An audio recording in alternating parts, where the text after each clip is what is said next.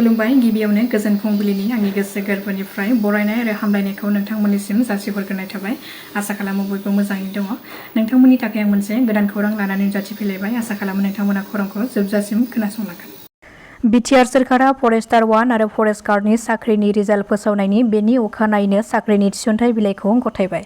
गासै 414 forest guard आरो forester 1 नि साख्रिनि थिसनथाइ लाइखौ तामुलपुरनि श्रीमन्त शंकरदेव अडिटोरियामाव मैया राननानै होनाय जायो। मख'नो गोनांदि BTR हालामाव गोदानै रायमना आरो सिखोना जोहोलाव नेशनेल पार्क गायसनजानायनि उनाव हाग्रामा आरो जिब जुनारखौ रैखाथि होनो थाखाय फरेस्ट बिफानाव साख्रि थिसननायजों लोगोसे रेन्ज अफिस लुफुंनो थाखाय थि खालामदों आरो हाग्रा बिफानाव साख्रिनि थिसनथाइ होनो थाखाय थि खालामनाय जादों होननानै बुंथियो BTRनि प्रमद बर' बिथाङा। बेजों लोगोसेनो फोरोंगिरिनि मासिनि थिसनथाइखौबो थाबैनो होनाय जागोन। निउजनि थाखाय एसे नायबिजिरनो गोनां जादों। बेखौ नायबिजिरनायनि गेजेरजों थाबैनो थिसनथाइखौ होनाय जागोन। बेनि अनगायैबो PCDC सेक्रेटारियेट मासिनि थिसनथाइखौबो खम समनि गेजेरावनो होनाय जागोन होननानै बुंथिबावो प्रमद बर' बिथाङा। बे साख्रिनि थिसनथाइ राननाय हाबाफारियाव मैया प्रमद बर'जों लोगोसे MLA जलेन दैमारि, MLA भुपेन बर', धनन्जय बर' बिथांमोननि नुजाथिनायाव राननानै होनाय जायो। GMCHआव उन्दै खुदियाया बावैसो सान सिगाङाव बिसनानिफ्राय गोग्लैनानै जिउ खहा जानायखौ गिबि मन्थ्रिया थांनानै खौरां लाहैनायनि उनाव GMCHआव गुबुन गुबुन बेरामि सुबुंफोरनिफ्राय रां लानायनि अजद मोनबोनायनि उनाव गिबि मन्थ्रिनि बिथोन बादियै गासै सा 11 सुबुंफोरखौ खादों पुलिसआ। कक्राझार जिल्ला गसाइगाव महकुमानि बेन्दोङाव थानाय 6 नं कसुगाव आरो 5 नं सराइबिल बियाबनि सिङाव थानाय कसुगाव गेलेग्रा फोथाराव मोनसे BJP दोलोनि बिजय संकल्प जथुम्मा जानानै थाङो।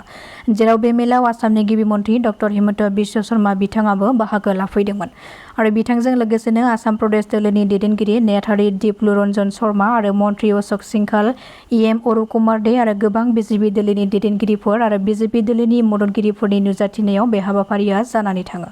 बे हाबाफारियाव बाहागो लानायनि गेजेरजों गिबि मन्थ्रिया फोरमायथिदों दि आथिखालाव फैबाय थानाय समाव BTC बिसायख'थिनि उनाव सोरखार दैदेननायाव BJP दोलोआ गाहाय बिफाव लागोन आरो BJP दोलोखौ एंगारनानै BTCआव सोरखार दानो हाया। लोगोसे BJP दोलोआ बिजाथिनि फारिलाइखौ बिसायख'थिनि खालार फोसावखांनायनि उनावसो बिजाथिनि मुं फारिलाइखौ फोसावनाय जागोन।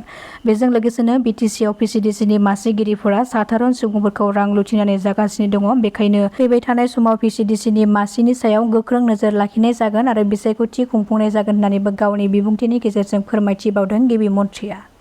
कक्राझार सोहोरनि साखाथि सान्दामारियाव सुबुंनि थान्दै मुंख्लं बिनेश्वर ब्रह्मनि मैया 25थि थैनाय सान फालिदों बर' थुनलाइ आफादा।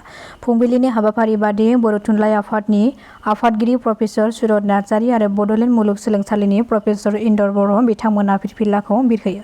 मख'नो गोनांदि सुबुंनि थान्दै मुंख्लं बिनेश्वर ब्रह्मआ बर' थुनलाइ आफादनि गागि आफादगिरि जानानै थानाय समावनो हांखोनि जेंनाजों लानानै थांनाय 2020 मायथाइनि 19 आगस्तखालि थिउरियाफोरनि आखायाव जिउ खोमानांदोंमोन। बावखुंग्रि समस्तियाव 4थि खेबनि थाखाय अनसाय बिथांखिनि गेजेरजों 5,000 रांनि चेक राननानै होदों BTR सोरखारा।